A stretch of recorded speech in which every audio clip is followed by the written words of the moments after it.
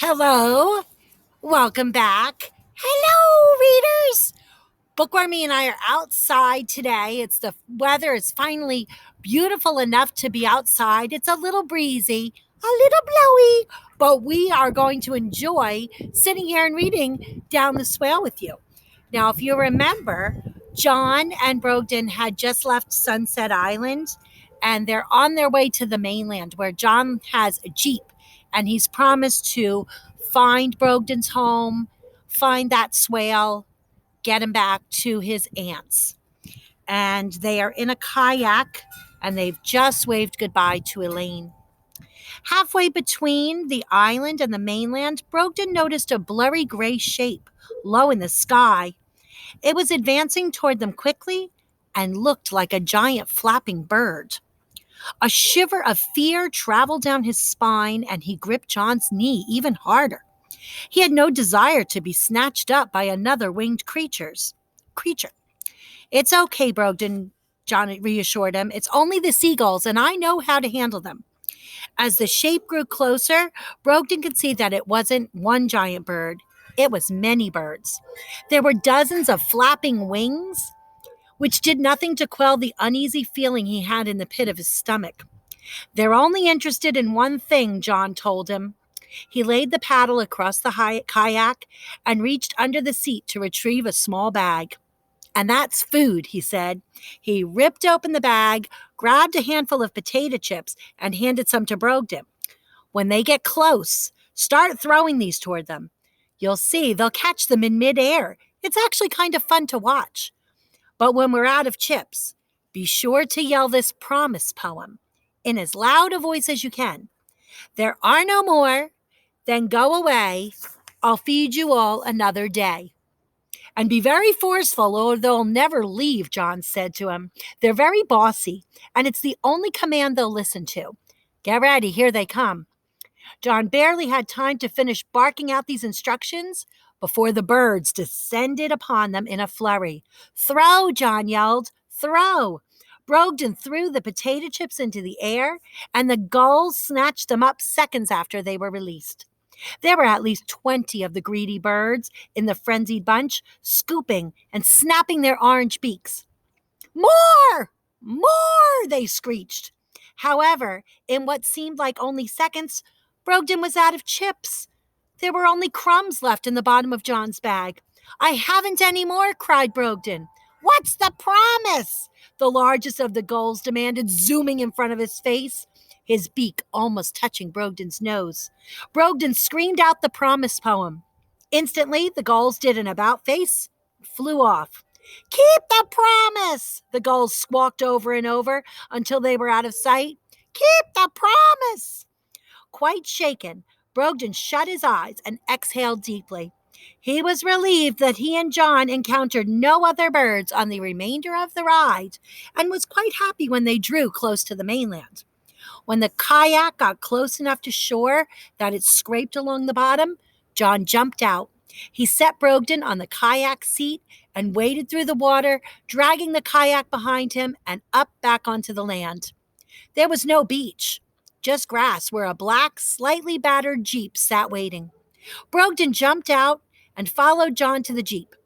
It had no doors, so he was able to scramble onto the passenger seat. John reached over to pull a thick gray strap across his chest. Buckle up for safety, said John, as the seatbelt clicked shut. After taking a quick look at the map, he turned the key in the ignition. The Jeep shook violently, and a thundering sound erupted from behind them. Needs a muffler, John yelled over the ear-splitting noise, but otherwise, she runs like a charm. He shifted into gear, and they jolted forward violently. Brogden was glad he was belted in. I figure we'll start here, John hollered, pointing to the map. There's definitely a swale running down that hill. Brogden nodded to him and then gripped the seatbelt as the Jeep lurched forward again. He found himself pressed back against the seat as they climbed upward. They leveled off after a few seconds and then shifted from side to side as the Jeep careened down a winding hill. With each turn, Brogden hung onto the seatbelt for dear life. During one particularly sharp turn, John glanced over just in time to see Brogden's entire body flying up into the air. Although Brogden's hands were clenching the seatbelt, it looked like he was about to fall right out of the Jeep. John made a quick grab for him and brought the car to a screeching halt. Brogden's face had turned a sickly green. Sorry, John apologized, muttering something about weight distribution and centrifugal force. Oh, too fast, Brogden said weakly. I feel sort of sick. Wait, I know what the problem is, John exclaimed. You're getting car sick because you can't see out of the window. He hopped out of the Jeep and went around to the back, looking for something that Brogden could sit on. He returned holding a can labeled green latex paint and set it on top of the passenger seat. Brogden climbed onto it. Now he was able to see out the front window, and John pulled the seatbelt over him again. I'll slow it down, he promised. The Jeep jumped forward again, and Brogden could see that they were on a road lined with droopy, hairy willow trees. And actually, I'm sitting next to a willow tree right now. Would you like to see the view above me? I'm going to turn my camera. If you can see the willow tree above me.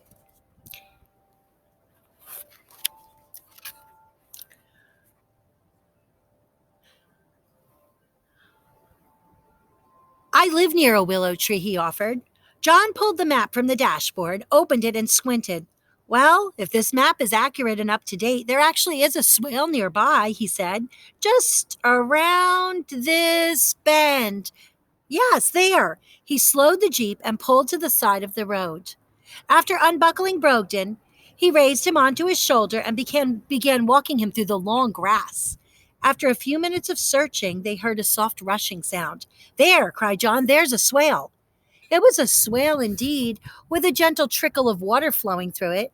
It wound itself down the hill like a giant snake, and as they followed its banks, they looked about in all directions. Aunt Hazel! Aunt Gladys! Brogden called out as they journeyed, just in case they were out looking for him. They continued on that way, pulling branches aside and calling out for Aunt Hazel and Aunt Gladys until they reached the bottom of the swale where it emptied out into the lake. They hadn't seen Brogden's hut. The only person they'd run into was a tiny wood fairy with purplish wings who fluttered over to them and kindly asked them not to shout so loudly as her babies were taking their nap. Oh, I'm afraid this isn't the right swale, John said. Brogden said nothing. He felt foolish thinking that he would have found his home on the first try. Don't worry, said John. We're just not having beginner's luck is all. They began making their way back up the swale. Brogden worried that he was a burden riding on John's shoulder. He offered to walk, but John wouldn't hear of it. No offense, but we can make better time with my longer strides, John reasoned, and back in the Jeep they looked at the map again. Give me an idea of some of the other landmarks, John said, in addition to the swale being near a willow tree. Brogden thought hard. Well, the wooden staircase leads to a brown house dweller's house, he said. Well, that's a start, John admitted. Swale, willow, brown house, wooden stairs. About how far down the hill? Brogden wasn't sure. Being only a foot tall, he'd never even been aware of how far above the lake his house was. And having been unconscious when he'd been washed down the swale, he had no recollection of how far he'd traveled. They tried 3 more swales on different parts of the lake, beginning at the tops of the hills, parking the Jeep, and following the meandering waterways down to the lake.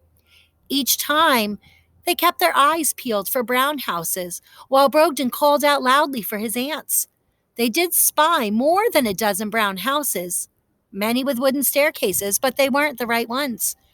And after the 4th trip down and up again, Brogden felt quite discouraged and worried they would never find his home.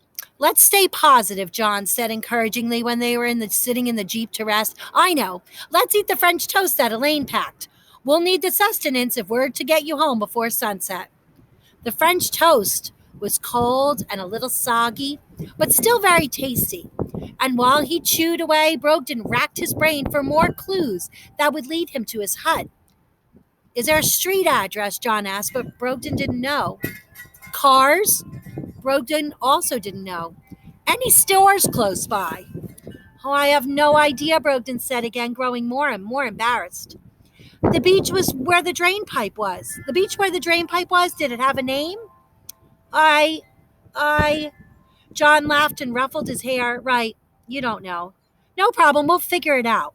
They spent the rest of the day in much the same way, driving around the lake, up to the top of the hills, locating the swales and following them down, calling out for Aunt Hazel and Aunt Gladys, and having absolutely no luck.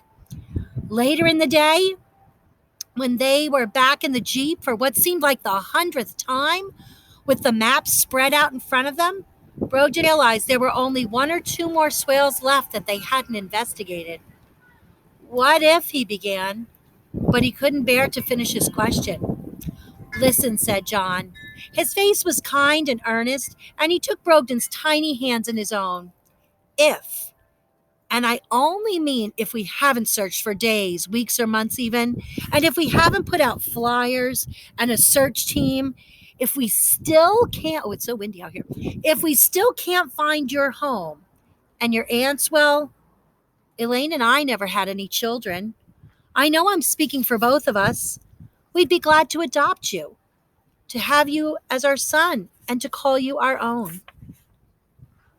And that's where we'll stop for today. John's just made an offer to have Brogden be his son and maybe live at the island with him and Elaine if they can't find his home under the wooden stairs. Now, if you look behind me, there's those wooden stairs. They gave me the inspiration for where Brogden and his aunts would live, and I hope they get back there. So thank you for reading with us. Thank you for popping in. Very tasty part of the book today. Oh, thank you, Bookwormy. Have a wonderful day. Keep on reading. Come back tomorrow. Don't forget to join us tomorrow. Bye-bye.